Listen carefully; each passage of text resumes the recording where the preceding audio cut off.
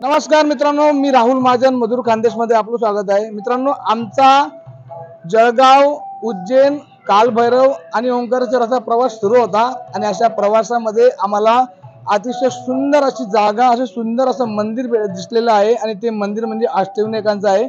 आपण पुणे, मुंबई, नाशिक, नागपूर या परिसरातील रहिवाशांना, विशेषतः जळगावच्या लोकांना मी सांगू इच्छितो की आपण या उज्जैन, ओंकारेश्वरला जर कधी प्रवास करत असाल तर या प्रवासादरम्यान तुम्हाला उज्जैन वरून तुम्ही ओंकारेश्वर जात असताना या मंदिराकडे बघा आणि या मंदिराला एकदा भेट द्या। आपल्या सोबत या मंदिराची वास्तू त्यांनी निर्माण केली आहे असे पंडितजी आहेत। त्यांनी हे स्वतःच्या खर्चाने हे मंदिर या ठिकाणी उभं केलं आहे। कुठल्याही व्यक्तीकडून त्यांनी पावती, कुठल्याही प्रकारचे पैसे त्यांनी घेतलेले नाहीये। ज्या ठिकाणी श्रद्धाळू येतात ते मंदिरात दर्शन घेतात, त्यांच्या दर्शनाच्या माध्यमातून जे दान मिळतं त्याच्यावरच ते या ठिकाणी पूजापत्री वगैरे खर्च करतात आणि तो येणाऱ्या काळामध्ये खर्च करणार आहेत। आपल्या सोबत पंडित जी आहेत, आपण त्यांच्याशी बोलूया। पंडित जी, आपका स्वागत है मधुर खानदेश में। क्या कहेंगे, हमारे जलगांव के लोग यहाँ पे आना चाहिए?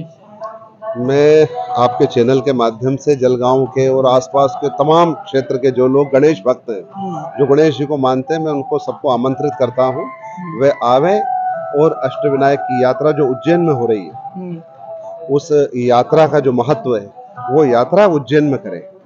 और जिसके बाद में यहाँ पर एक मुस्कुराते हुए गणेश जी की 8 फीट की भव्य प्रतिमा स्थापित की गई है, जो कि अपने आप में बहुत दिव्य है, अपनी कहानी खुद कह रही है, मुझे उसके लिए बोलने की आवश्यकता नहीं। और बाबा 25 वर्ष की आयु के नवयुवक गणपति के स्वरूप में यहाँ पर विराजे हैं। मैंने अपने तीनों भाइयों के माध्यम से, दोनों भाइयों के माध्यम से ये जो है पूरा प्रकल्प तैयार किया है। इस पूरे परिसर के निर्माण में क्योंकि ये संकल्प हमारा था, इसलिए इसमें राशि भी जो लगेगी वो हमारी लगना चाहिए। संकल्प किराए का नहीं होता है या किसी के कंधे पर रखा हुआ एक छप्पर नहीं होता है, इसलिए हमने इसमें किसी से कोई डोनेशन नहीं लिया, एक 5 रुपए का दान नहीं लिया किसी से भी। इसको हमने स्वयं ने अपने पुरुषार्थ से जो धन कमाया था वो धन सब जो है यहाँ लगाया है। मैं आपके चैनल के माध्यम से तमाम गणेश भक्तों को आमंत्रित करता हूँ कि वे यदि उज्जैन आते हैं, बाबा महाकाल का दर्शन करें।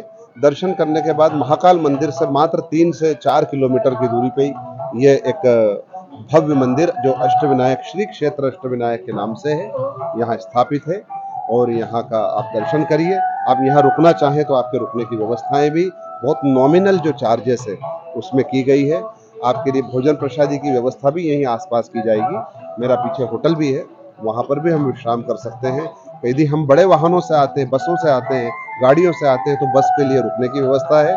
और आपको भोजन बनाना है तो आपका भोजन बनाने वाला यदि आप साथ में लाए हैं तो आपको भोजन बनाने की व्यवस्था भी हम यहाँ पर करते थे। म्हणजे विशेषतः आपल्याकडे जळगाव, धुळे, नंदुरबार या परिसरातील जे नागरिक आहेत ते सिहोर, उज्जैन, ओंकारेश्वर या ठिकाणी येत असतात। त्यांच्यासाठी हे अतिशय एक सुंदर स्पॉट हा निर्माण झालेला आहे। या फक्त 3 महिन्यापूर्वी या मंदिराची स्थापना झालेली आहे आणि या ठिकाणी आता श्रद्धाळू मोठ्या प्रमाणात आहेत। तर मित्रांनो, आपण नक्कीच या ठिकाणी या। आपल्या सोबत जळगाव येथील पत्रकार आहेत। काय अनुभव घेतला? निश्चितच पुणे येथील प्रति दगडूशेठ हलवाई या वास्तूचा विचार करून महाराजांनी ही वास्तू निर्माण केलेली आहे। आणि जसं पुण्याला गेल्यानंतर भाविकांना आनंद मिळतो त्यापेक्षा द्विगुणित आनंद इथे आल्यानंतर मिळेल ही मी माझी भावना व्यक्त करतो। नक्कीच प्रवीणजी यांनी चांगली भावना व्यक्त केली आहे। तर आपण बघितलं असेल की या ठिकाणी ही जी मंदिराची वास्तू निर्माण केली आहे ही त्या भक्तांनी स्वतःच्या खर्चाने केली आहे। हा परिसर कुठलाही ट्रस्टीचा परिसर नाही, हे 3 बंधून मिळून हा सगळा परिसर त्यांनी डेव्हलप केलेला आहे। आणि येणाऱ्या काळामध्ये देखील गणेश चतुर्थीच्या दिवशी किंवा मग गणेश भक्तांसाठी या ठिकाणी फार मोठ्या सुविधा या ठिकाणी उपलब्ध करून देणार आहेत। त्यांच्याकडे चांगले चांगले रूम्स, 5 स्टार हॉटेल्स मध्ये जे रूम्स मिळतात असे रूम्स त्यांच्याकडे आता प्राथमिक स्वरूपात उपलब्ध आहेत। तर मित्रांनो, महाराष्ट्राचे आपण आहात आणि उज्जैन जर आला आहात तर नक्कीच उज्जैनवरून ओंकारेश्वर जात असताना या मंदिराला नक्की भेट द्या। आपण नक्कीच पुढच्या व्हिडिओ भेटूया। तोपर्यंत जय हिंद, जय महाराष्ट्र। आपलाच राहुल महाजन।